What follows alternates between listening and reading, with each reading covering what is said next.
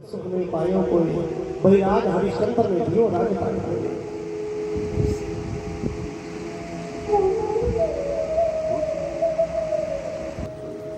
अपने कारों को नाम ज्ञान पाने के लिए चला था, लेकिन आप चले जाओ। मुझे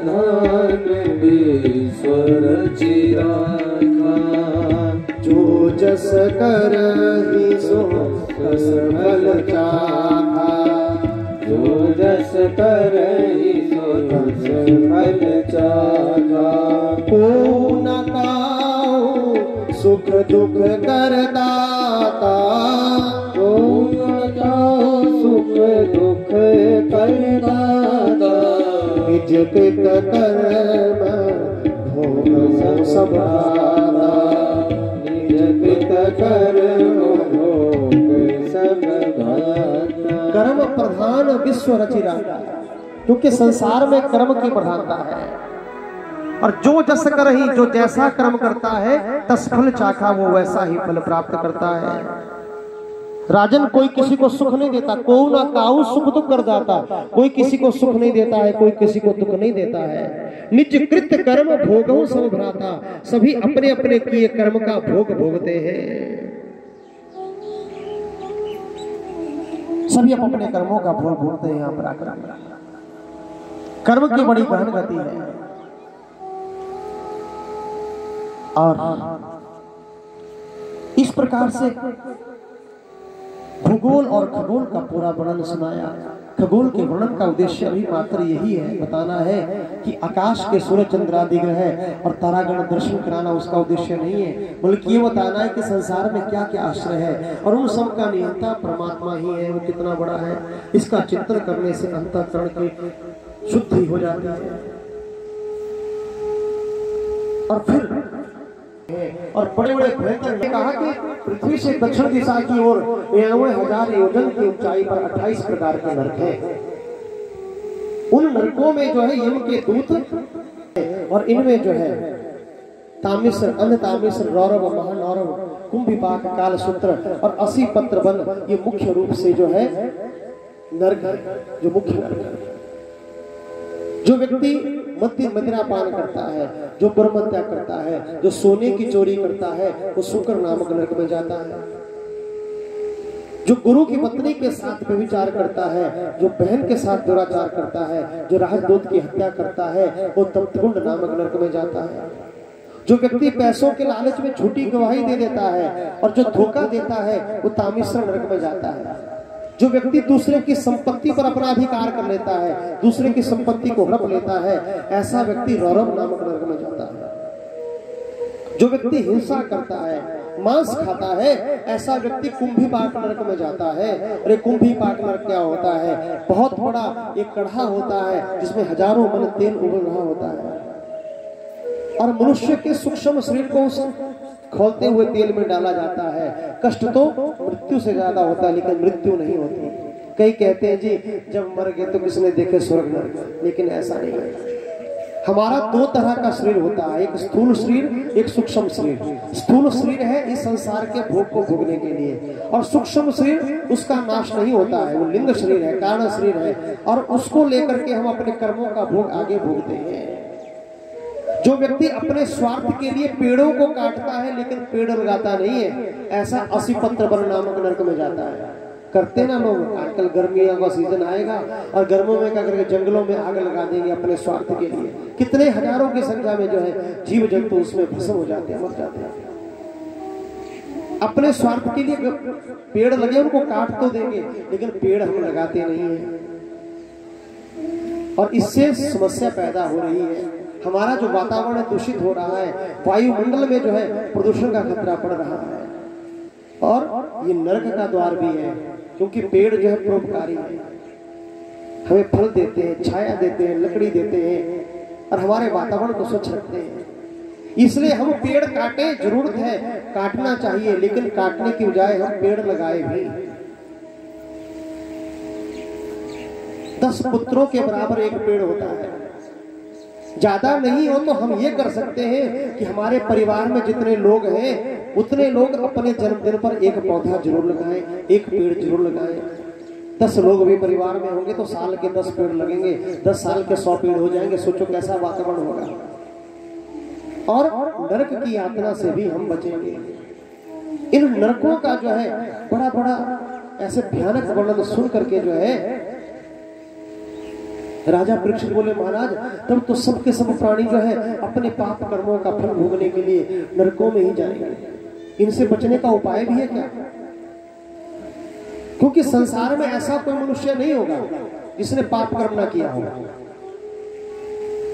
पाप कर्म किसी न किसी से जरूर होते हैं। जो लोग ये अभिमान करते हैं कि मैं बुरा काम नहीं करता, वो या तो नासमझ है या फिर दूसरे को धोखा देने वाले होते हैं। गलती तो सबसे होती है।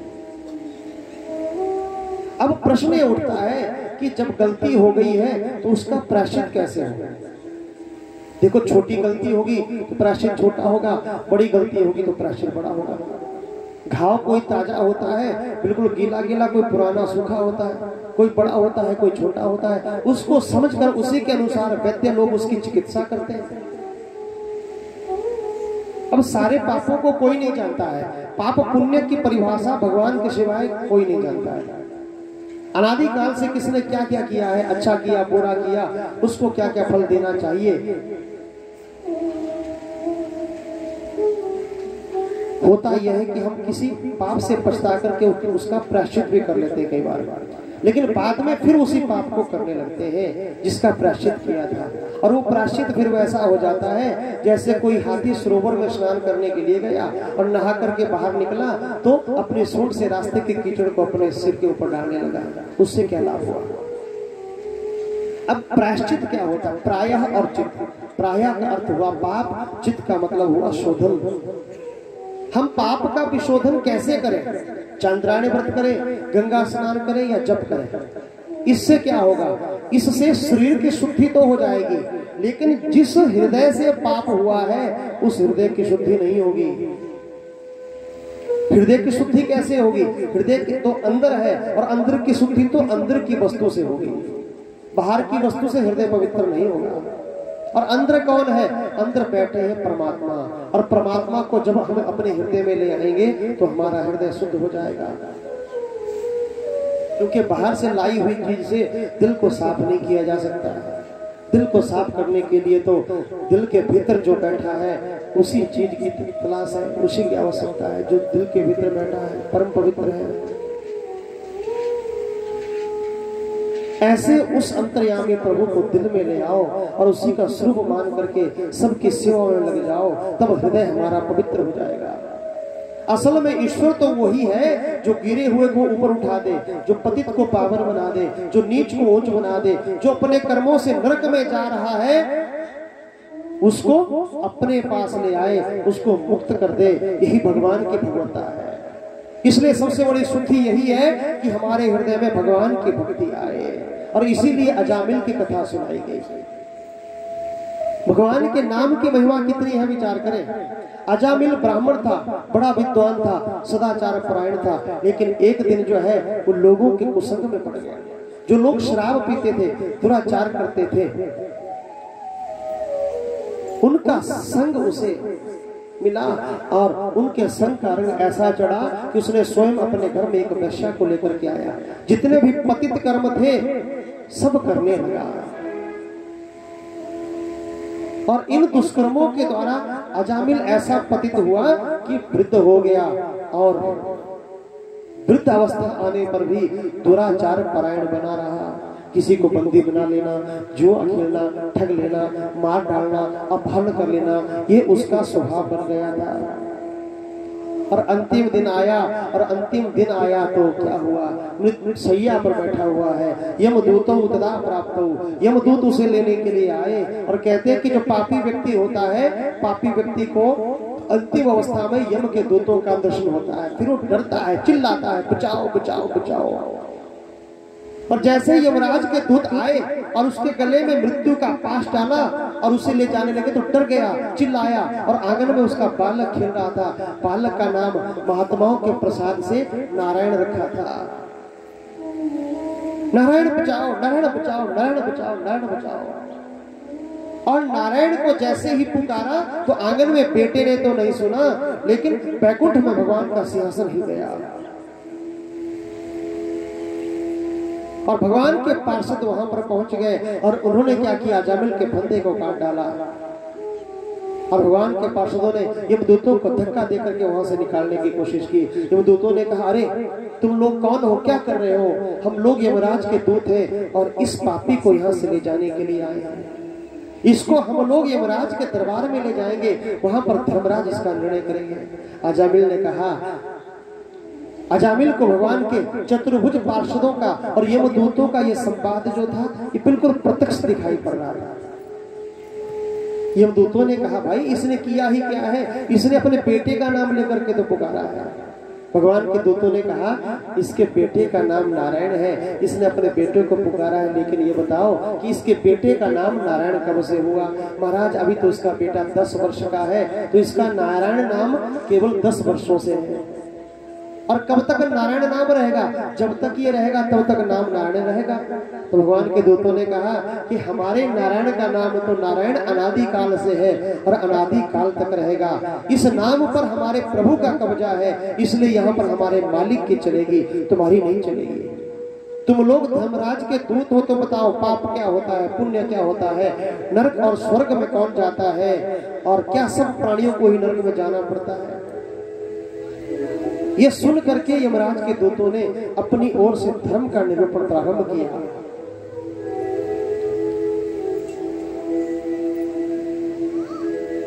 और यमराज के दूतों के द्वारा धर्म का निरूपण सुन करके भगवान के पार्षदों ने कहा, भाई तुम लोगों ने जो धर्म का निरूपण किया है ये सारा का सारा स्मार्त धर्म है। तुम्हें भगवदीय धर्म का ज्ञान नहीं है और भगवदीय धर्म जीव के बल से संपादित नहीं होता, भगवान की कृपा के बल से संपादित होता है। भगवान जब कृपा करते हैं तो कल्याण हो जाता है। इसलिए उन लोगों को डांट करके डपट करके वहां से भगा दिया और दौड़े दौड़े यम के दूत चले गए यमराज के पास और वहां पर जाकर के कहा कि महाराज आपने हमको पहले नहीं बताया कि हमें कहाँ जाना चाहिए, कहाँ नहीं जाना चाहिए। कृपा करके बता दिए कि आप हमें कहाँ कहाँ जाना है। संसार में पापी और पुण्यात्मा पर शासन करने वाले कितने हैं? यदि बहुत से शासक हैं तो विग्रह होना स्वाभाविक है, और यदि आप एक ही शासक हैं तो अजामिल के यहाँ हमारी दुर्गति क्यों हुई? सारी बात बता दी कि जब हम अजामिल को लेने के लिए उसके पास पहुंचे तो हमारे सामने 4 भुजाओं वाले बनमाला पीतांबरधारी दिव्य पुरुष आ गए और हमारे हाथों से उन्होंने अजामिल को छीन लिया, हमको वहां से तिरस्कार पूर्वक भगा दिया। कृपा आप बताइए कि वे कौन है? यमराज सब कुछ समझ गए। उन्होंने कहा कि दूतों, मेरे अलावा जो है चराचर जगत के स्वामी हैं, तो सारी सृष्टि में जैसे कपड़े में धागा होता है वैसे ही ओतप्रोत है। स्वयं भगवान ने ही धर्म की मर्यादा का निर्माण किया है, उसे जानना बड़ा कठिन है। उसको मैं जानता हूँ, मेरे अतिरिक्त स्वयंभू मनु जानते हैं, नारद जानते हैं, प्रहलाद जानते हैं, सुखदेव जानते हैं और बलि आदि भी जानते हैं, अन्य कोई नहीं जानता है। और कर्म का जो बड़ा भारी विस्तार है ना, उसके विमोह जो विस्तार का विमोह है भगवान की माया देवी का उत्पन्न किया हुआ है। इससे मनुष्य का कल्याण नहीं होता, कल्याण होता है भगवान की भक्ति से। अब देखो, अजामिल ने जो मर्तेश में किसी भी बहाने से नारायण का नाम लिया, उस पर भगवान की छाप लगी हुई है। स्वयं भगवान अपने नाम के प्रेमी हैं और वो अपने बहुत से नाम बता बता करके उनका उच्चारण करवाते रहते हैं। शिव के 1000 नाम है, विष्णु के 1000 नाम है, राम के 1000 नाम है, हनुमान के 1000 नाम है, सूर्य के 1000 नाम है, भगवती के 1000 नाम, दुर्गा के 1000 नाम। और ऐसे यही नाम जो है प्रकृति के कण कण में, अणु अणु में, परमाणु परमाणु में, जीव जीव में व्याप्त है।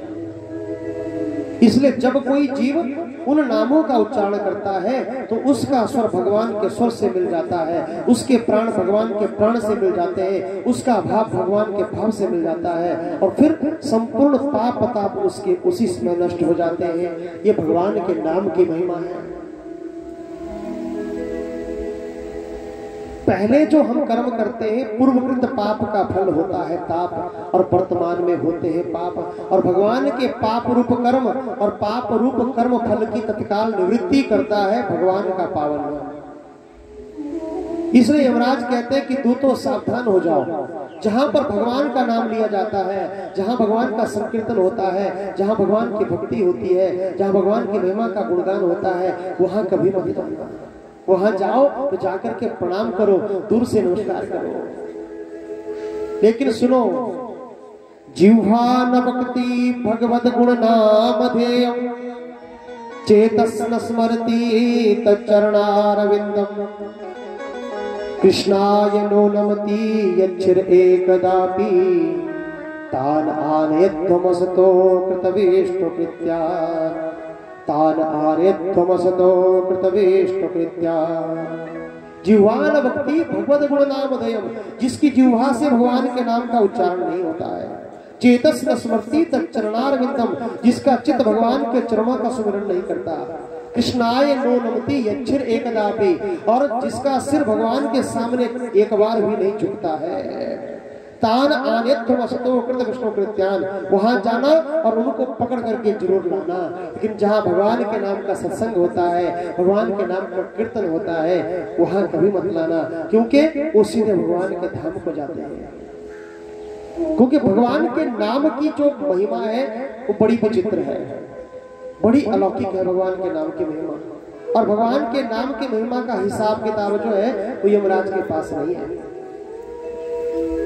एक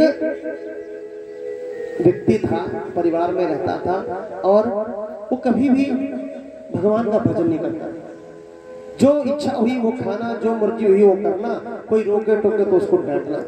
लोग परिवार वाले बड़े दुखी थे, तो महात्मा के पास गए और महात्मा से कहा कि महाराज इसे समझाओ, कुछ रास्ते पे लाओ। महात्मा ने कहा चलो कोशिश करता हूँ।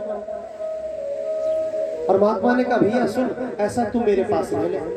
उसने कहा महाराज रह तो लूंगा, लेकिन मेरी एक शर्त है कि खाने के लिए ठीक चाहिए और जो मैं करूंगा मुझे रोकना नहीं। महात्मा ने कहा मौज है, तुम जो चाहो वो खाओ, तुम्हें कोई नहीं रोकेगा।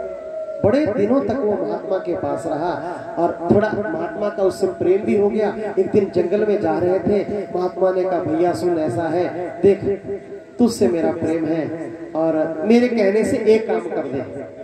क्या करना है कि एक बार तू राम बोल दे। बोले उससे क्या फायदा है? सुन, महात्मा ने कहा फायदे की बात करता है तो बीड़ी पीता है ना? हाँ पीता हूँ। बोल बीड़ी पी करके क्या फायदा? महाराज मैंने तो कभी सोचा नहीं आज तक।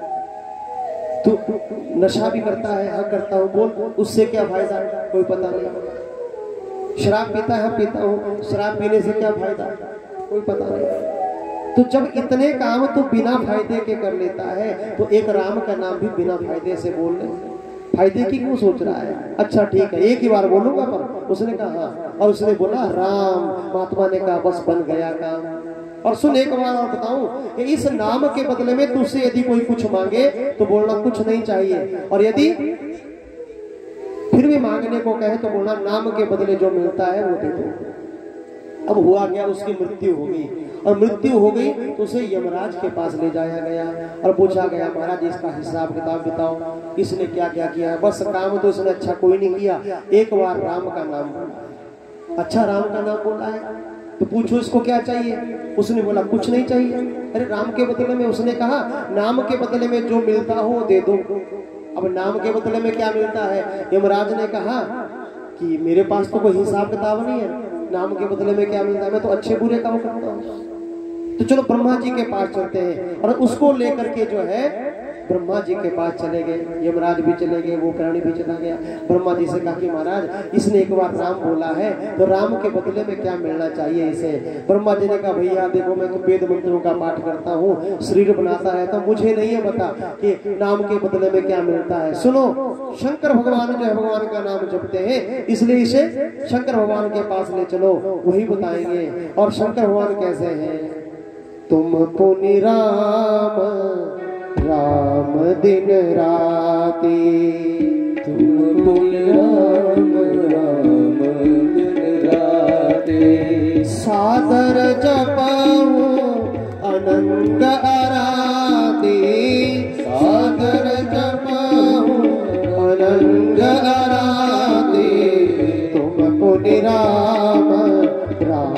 दिन राती। तुम पुण्य राम राम दिन रात। शंकर भगवान तुम पुनि राम राम दिन राती, वो तो अहरनिष्ठ है, राम नाम जपते रहते हैं। उनके पास चलो, और शंकर भगवान के पास लेकर के चले गए, ब्रह्मा जी चले गए, यमराज चले गए, उस व्यक्ति को भी ले जाया गया। और आज आप राम का नाम जपते हैं, इस नाम के बदले में क्या मिलता है हमें बता दो। भगवान ने कहा मैं तो नाम तो जपता हूँ, लेकिन नाम के बदले में क्या मिलता है मुझे पता नहीं है, मुझे पता नहीं, मैं तो केवल जपता रहता, मुझे क्या पता है। तो क्या कहा कि जिसका ये नाम है उन्हीं के पास ले चलो। और शंकर भगवान जी, ब्रह्मा जी, यमराज उस व्यक्ति को लेकर के सीधे बैकुंठ में चले गए। और बैकुंठ में जाकर के भगवान श्री हरि से कहा कि महाराज इसने आपका नाम लिया है, बताओ इसे क्या मिलना चाहिए। भगवान ने कहा ये तो मुझे भी नहीं पता कि नाम के बदले में क्या मिलता है।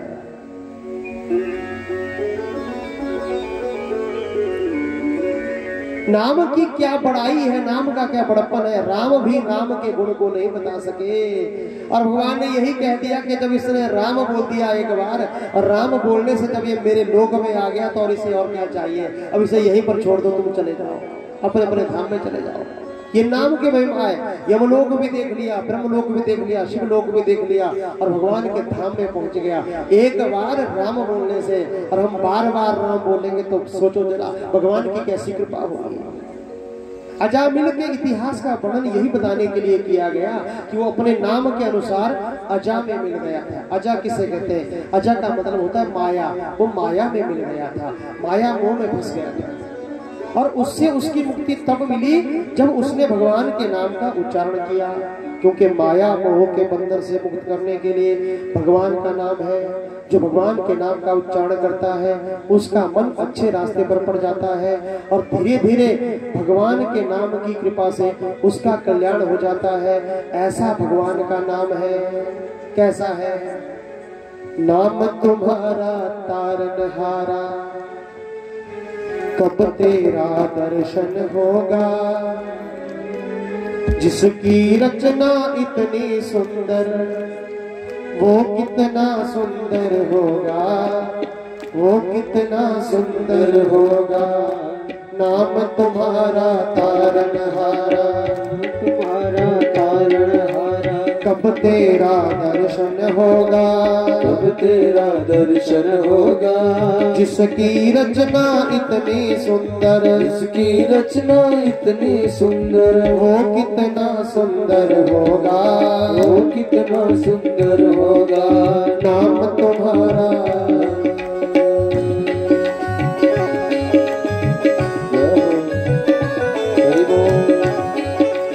सोचिए जरा, जिस भगवान ने इतनी सुंदर सृष्टि बनाई है, इतना सुंदर स्वरूप दिया है, तो भगवान कितना सुंदर होगा।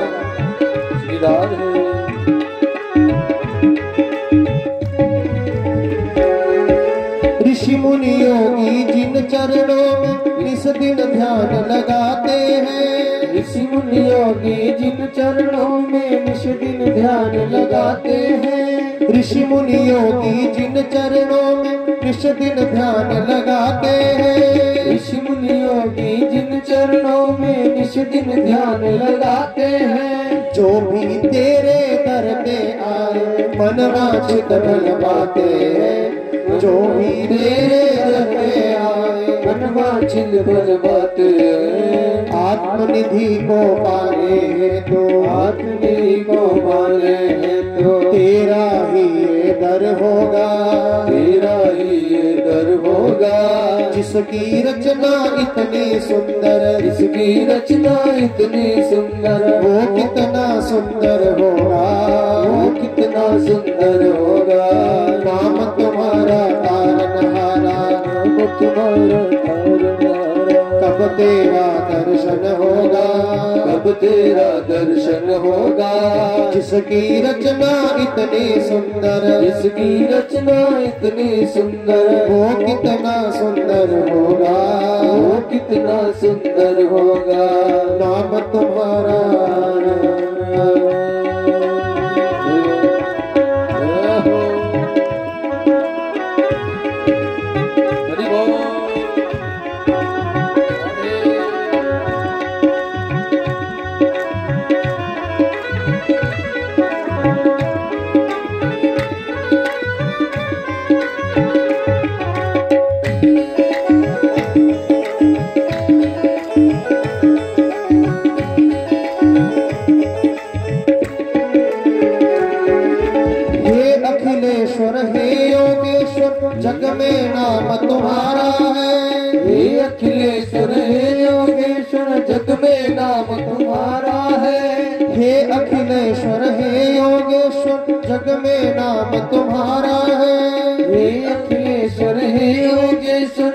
में नाम तुम्हारा है। तुम बिन मेरे बाल कृष्ण कौन यहाँ हमारा है। तुम बिन मेरे बाल कृष्ण कौन हमारा है।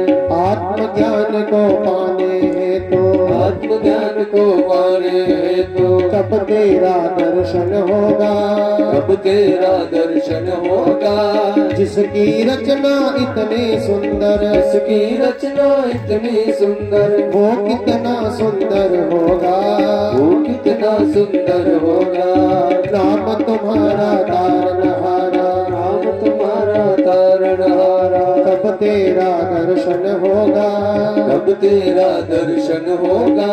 जिसकी रचना इतनी सुंदर, इसकी रचना इतनी सुंदर, वो कितना सुंदर होगा, वो कितना सुंदर होगा, वो कितना सुंदर होगा, वो कितना सुंदर होगा, वो कितना सुंदर होगा, वो कितना सुंदर होगा। बोलिए गोविंद भगवान की। तो ऐसे है भगवान के नाम की महिमा, और इसी नाम का गुणगान जो है वो परीक्षित कर रहे हैं, शौनकादि 88,000 ऋषि कर रहे हैं, और हम आप लोग कर रहे हैं।